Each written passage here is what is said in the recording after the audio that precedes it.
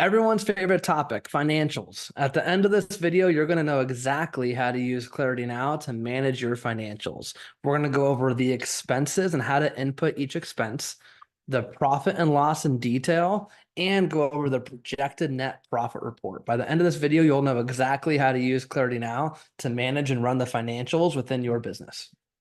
All right, let's dive into financials. And again, you're going to enter your financials so you can take full advantage of your profit and loss. Your income is already going to be pulled from the transactions, and your cost of sales will as well. The only thing you need to do to have a full profit and loss is to enter your expenses. We don't know what those are. You got to tell us what they are. It's really simple. There's two ways to do it. You can either click on New, which we're going to go over here. The other option is you can watch our integration video and you can do an integration with QuickBooks. So all of your QuickBooks expenses automatically come over. For this video, we're going to talk about this form. All right, first thing is the date. Simply type in the date of the expense. Is this an expense or is this revenue? Right? Maybe you returned something, or maybe this is a vendor income. You can click on revenue as well, and it'll show in the P&L in the additional revenue section. I'm going to call it an expense. Let's say it's a description. I'm going to say that this is my office rent. Okay. And I currently spend $450 a month in office rent, and that comes out of my Amex card. And the category for that, we have the 9 P&L categories right here. That would go right into occupancy. Click on occupancy.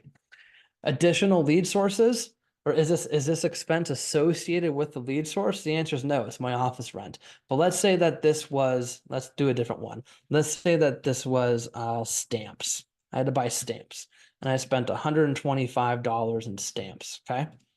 And I put it on my Amex, and that's going to be under lead gen. And this is part of my let's say my farming campaign. I'm going to click on farming. Now I know that $125 went towards farming. And we have that because we'll be able to shortly be able to have a report for an ROI report where you can see how much you spent on a lead source and then what transactions came from a lead source, and you can truly see an ROI report. Last question here, or two more questions, is do you want this expense included in your P&L? 90% of the time, you're going to say yes. And this may be funny for some of you, so if it's not applicable, that's okay. But there's some people that want to track the expense for their book or for their bookkeeper or for their accountant for the end of the year, but they don't necessarily want it to be a part of their P&L. For example, let's just say it's my automobile. Okay, for my business, I may not want my automobile payment, my car payment to be part of my P&L, but I want to make sure that my accountant has it for my tax write-offs at the end of the year. If you want your car payment in your P&L, then say yes. If you don't want it, say no. You may have heard this as above the line and below the line. Yes is above the line, no is below the line. The last thing is, this a recurring expense? Maybe every single month on March 13th, I buy $125 in stamps and it goes towards lead generation for farming. And as stamps.com just comes to me, I can click, yes, this is a recurring expense. And this line item will now show up automatically each month. So I don't need to do this every month. So whatever recurring expenses you have, make sure you say yes. I'm going to click submit, and it's going to tell me this was a success. Now, when I go to my profit and loss, I'll have that under lead gen, and I'll be able to see all the stamps that I bought. All right, let's check out the profit and loss in ClarityNOW. We love the P&L, and that's because we're the only real estate software, from my knowledge, that has a P&L in the system that is specific to real estate, and it's in software that's updated automatically. That makes us very unique, and now every single agent has a P&L for their business where they didn't have that before. Now let's break this down. I can see my listing income, my buyer income, my transaction fee, and my total gross income per month and for the year. Also look up here, we have a dollar amount and a percentage. If I click on percentage, it's what percentage of my revenue came from each of those categories throughout the year. So I like to click back and forth in this so I can see things in a different viewpoint. How much went to my broker, my franchise fee, referral fees, any additional cost of sales that you entered into your form, your total cost of sale, and your total gross profit, again, by a dollar amount and a percentage. Now, one thing that's really cool is the income and the cost of sale. This is all automatically going to appear in your P&L in ClarityNOW because it's pulling from your transactions. The only thing you have to put in to have a profit and loss are your expenses. Now, there's two ways to do that. You can either click on financials and enter each form for each line item, which only takes about 30 seconds per line item. And most of us only have, maybe 30 to 40 line items per month. So although we have to enter in each line item, it really doesn't take too long. The other option is we have a great integration with QuickBooks. So all of your expenses from QuickBooks will automatically migrate over to ClarityNOW. And all you need to do is tell ClarityNOW which lead gen category or which P&L category that expense belongs in. So on this account, we have expenses. We've done that. And I certainly would encourage everybody to take that step and make sure your expenses get in ClarityNOW so you actually have a real P&L. Here, it's going to show me how much I'm spending per category and what percentage of total revenue is going towards each P&L category. Really interesting to see that so you can see where your money's going and what percentage is going where. Down below, total expenses and additional income, any vendor income. If a vendor gives you a check for something, any profit share or bonuses, any other revenue that you want to see, and what is your total net income per month and for the year. Now, let's say I'm looking at this and I want to know how the heck did I spend $1,100 in office supplies in February? Well, if you go to the top and you click on this drop down, there's one called financial breakdown. I click on financial breakdown and I can click right into office supplies and expenses. And here's the line items that went in that category. And I can see exactly what I spent per month. I can collapse that and check out every other category in here as well.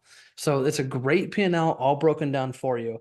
By the time you see this video coming up very soon, there may be a third report down here that's called charts and graphs, where I'll also have a visual representation of charts and graphs of my P&L for you as well. So this profit and loss, again, we're very proud of the ability to give every single agent in the country a P&L at a very affordable price and really make you a better business owner by using the system. Put in your expenses, take advantage of this. It's a phenomenal report. All right, let's dive into the projected net profit report. This report is so powerful. In fact, I often say this is the most important report in your business for running your business. And that because this report will tell you your future cash flow.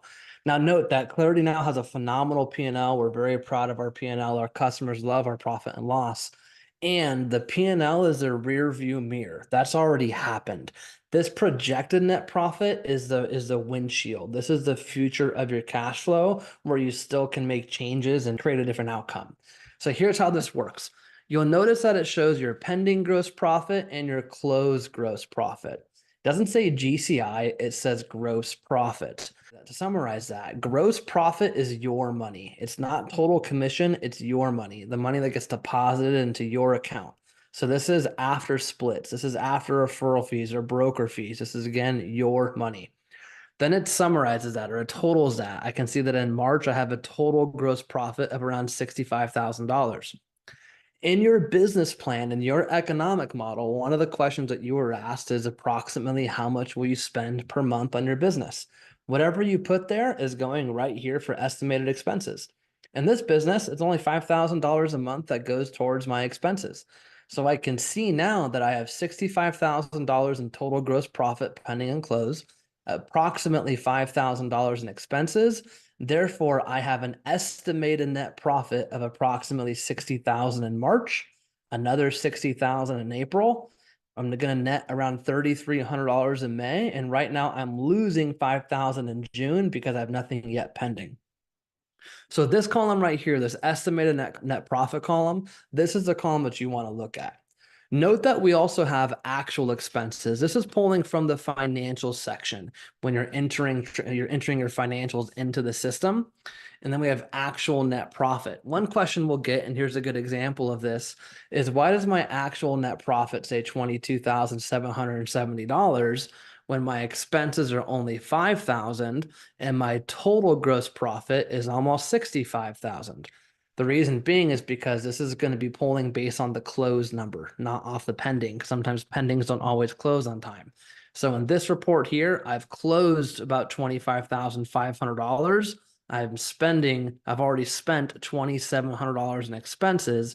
Therefore, right now, my actual net month to date is $22,770.